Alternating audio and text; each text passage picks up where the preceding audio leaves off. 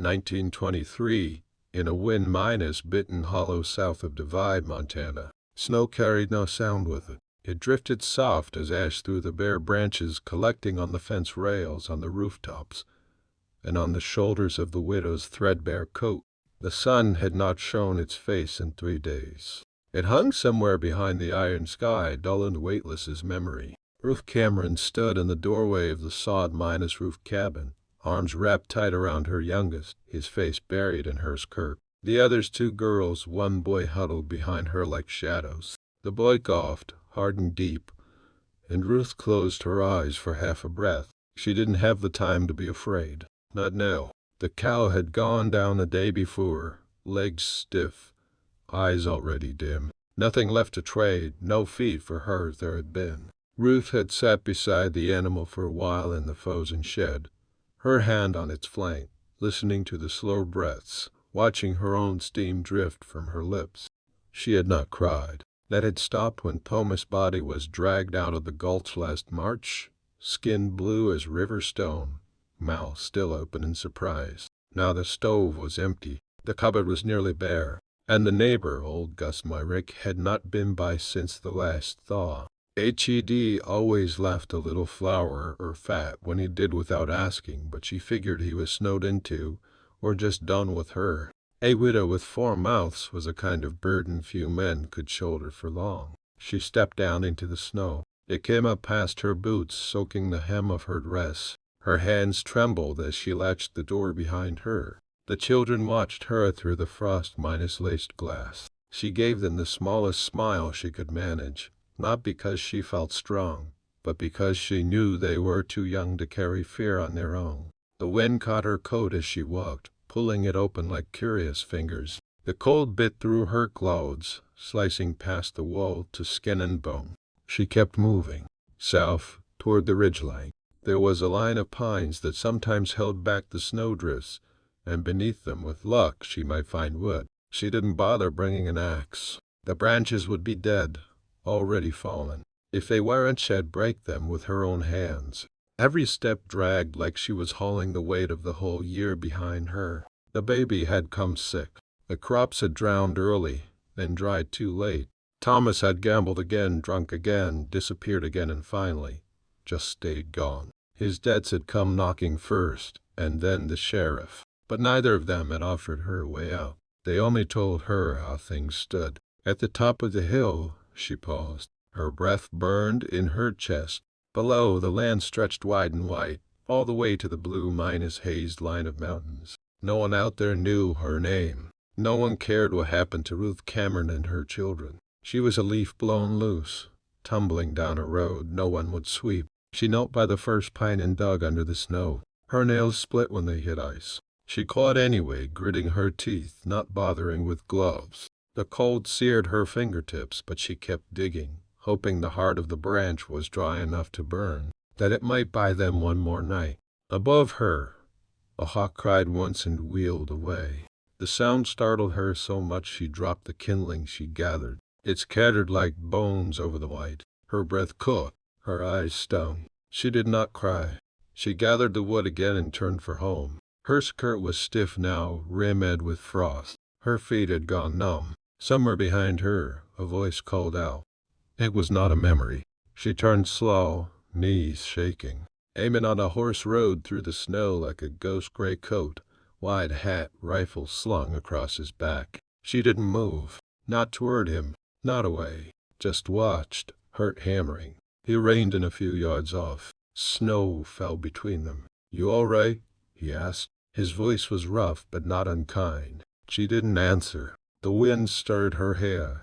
The man looked past her, toward the cabin, toward the smoke that washed rising from the chimney. I got wood in my sled, he said. You want it? She looked at the children in the window. Then she nodded once. She led him back to the cabin without speaking. The wind had quieted as if holding its breath, and the snow fell lighter now, in hesitant flakes that drifted and vanished on the man's coat. Behind them, the horse dragged a low wooden sled piled high with firewood, rough cut and uneven, but dry. The man didn't ask questions. He walked beside her like someone used to silence. Inside, the children pressed their faces to the glass, then vanished when she reached the door. She opened it with a stiff hand and stepped aside. "You can bring it in," she said, her voice hoarse. He nodded and moved past her, ducking into the low room. The warmth of the bodies inside had barely touched the air. The youngest clung to his sister's skirt. The eldest boy sat on a crate near the stove, eyes wide and cautious. The man knelt and began stacking the wood by the iron box without waiting for thanks. Ruth shut the door behind him. "He'll get it going," he said, pulling a tin of matches from his coat. He moved like someone used to doing for himself, quiet, certain. Ruth sank onto a bench near the table, her hands cradled together. Her fingertips had turned raw, and her joints throbbed. She didn't watch him light the fire. Instead, she looked at her children. How still they were. How quiet, like they were afraid this stranger might vanish if they made a sound. The stove clanked to life. Smoke rose up the flue. Heat began to bleed into the room. "Imrif," she said finally. "Cameron." He nodded once, still crouched at the fire. "Name's Walker. Josiah Walker." He stood slowly, brushing his hands on his coat. "I live about 5 miles west. Took over the Cartwright place." Ruth remembered it, an old spread near the canyon rim. She had known someone had moved in. The girl sat down beside her. The boy had not taken his eyes off Josiah. "You got food?" Josiah asked, not unkindly. Ruth smelled work. "Some cornmeal. A little lard." He looked at her, then at the children. "That'll do." He moved to the hearth like it was his own. He peeled off his gloves and stirred the fire until it glowed, then set to work as if HED always belonged there. She didn't stop him.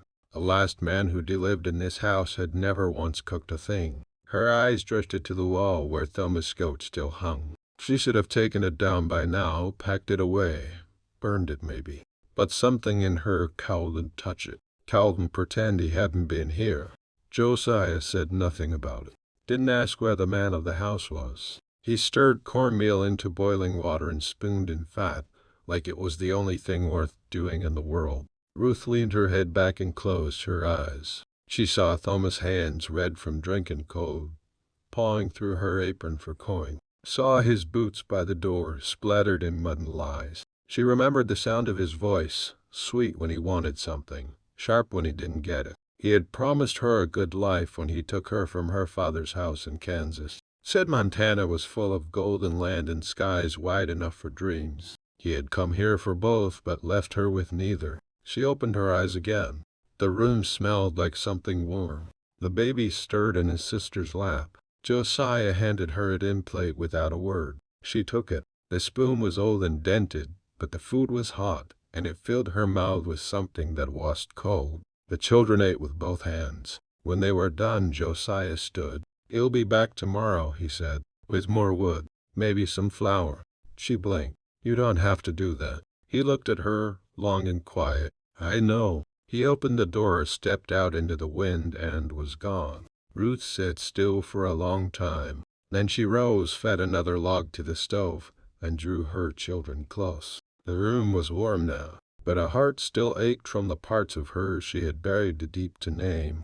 One tale ends, another begins. Subscribe and stay. The next morning came brittle and bright. The storm had passed in the night, leaving the world wrapped in quiet silver. Light spilled over the snowdrifts in long golden bands. Ruth stepped outside before the children stirred, breath steaming, heart steadying itself against the coal. She didn't know if Heda meant it. Men often said things they never planned to do. But not long after the sun cleared the trees, she heard the crunch of hooves. She turned and saw Josiah again, same gray coat, same broad hat, but this time the sled held not just wood, but a sack slung across the top. He tied his horse to the post like Hed done it before and nodded at her like she was an old neighbor, not a stranger. "Brought some things."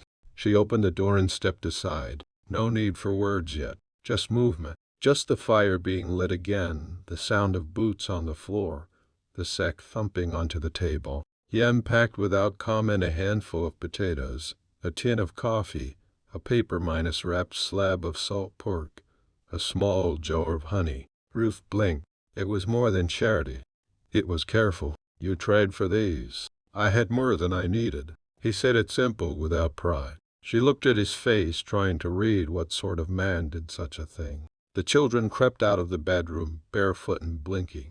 Josiah gave them each a quiet nod, then crouched by the stove again, working the fire until it glowed hot and orange. Ruth went to the table. Her hands knew what to do, even if her mind didn't. She sliced the potatoes, set water to boil. The rhythm of work brought a strange peace, like standing on a riverbank and hearing it move beneath ice. They didn't talk until the meal was done. Not real talk. Just the scrape of forks, the clink of tin plates, the crackle of the stove. After the children returned to the corner to play, Ruth sat across from him, resting her hands in her lap. "You said Cartwright's place. You work it alone?" "For now. Fences are mostly gone. Roof leaks. But there's water. Soil's good."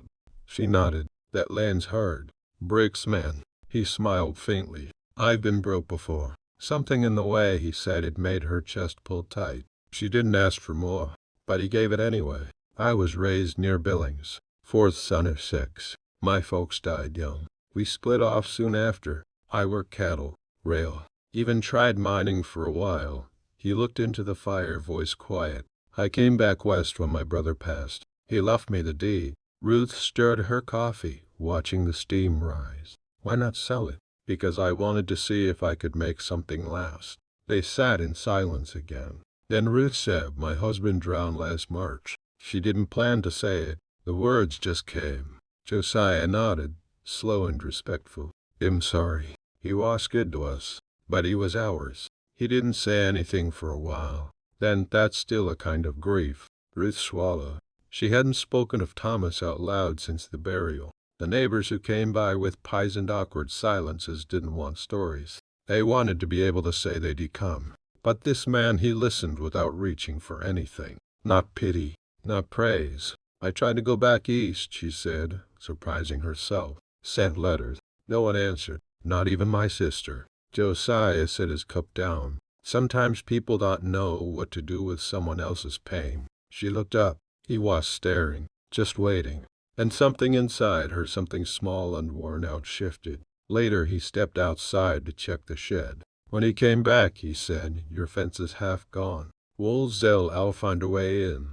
Even now. I've been trying to mend it. It'll come back tomorrow.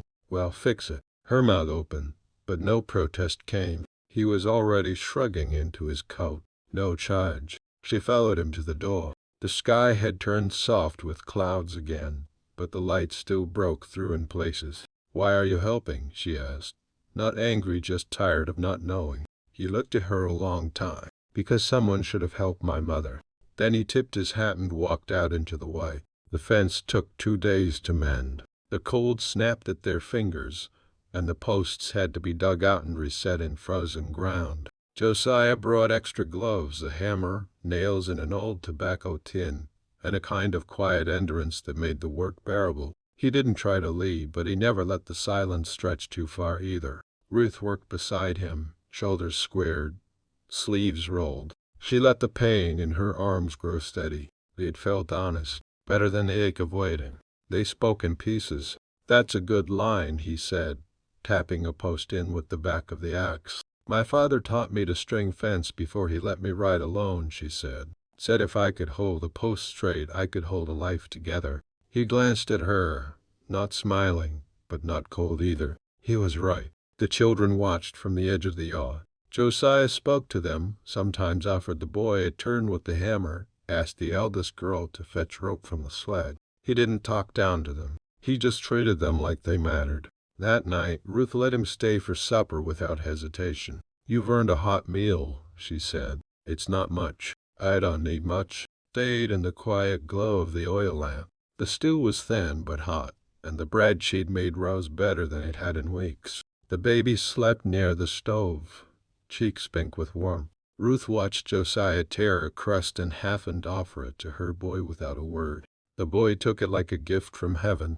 Later, when the children had gone to bed, Josiah lingered by the doorway. "I should go," he said. But he didn't move. "You can sit a little longer if you like." So he did. The wind sighed against the walls. Ruth poured them both a second cup of coffee, thin and sweet with the last of the honey. They sat across from each other, cups between their hands. "You ever want to leave?" she asked. He considered the question. "Sometimes, but leaving's easy. I done enough of it." She nodded. "I wanted to leave when Thomas died," she said. "I even packed bags. But every road felt wrong. Like if I ran, it'd lose the last thread tying me to myself." He leaned forward, elbows on his knees. "You stayed for your kids." "I stayed because I was too angry to run." He smiled a little.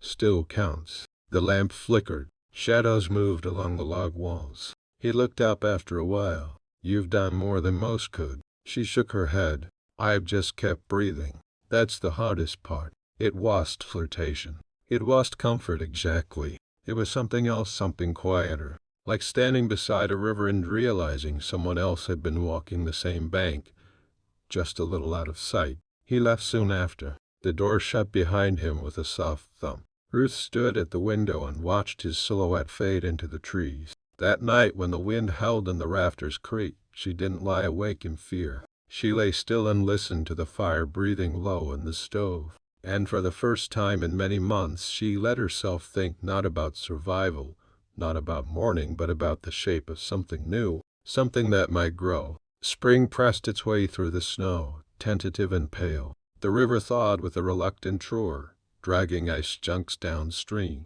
Wildflowers peeked from cracks in the earth. It should have been a time of hope. But for Ruth, hope carried its own way. Word spread quickly and divided, as it always did. Folks noticed when a man appeared at her cabin regularly, lending aid, chopping wood, trading supplies. Whispers began at the post office and drifted into the store, where women shook their heads over flour and salt pork. "Hes a good man," old Gus said one morning, squinting at Josiah from his porch. "But a widow with children, you best be careful." Ruth ignored him, but the murmurs found their way to her anyway. The judgment of the quiet town pressed against her like winter ice. Even kindness had its price. One evening, as she hung laundry on the line, a rider approached at a brisk pace. It was her sister Maggie, the one who had not answered letters, the one who stayed in Kansas while life and death rolled over Ruth like stones. Her boots thumped the snow, and her eyes carried accusation and worry all at once. "You left." Maggie's voice cracked.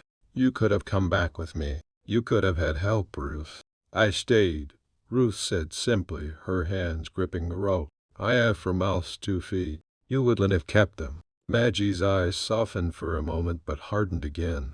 "And him?"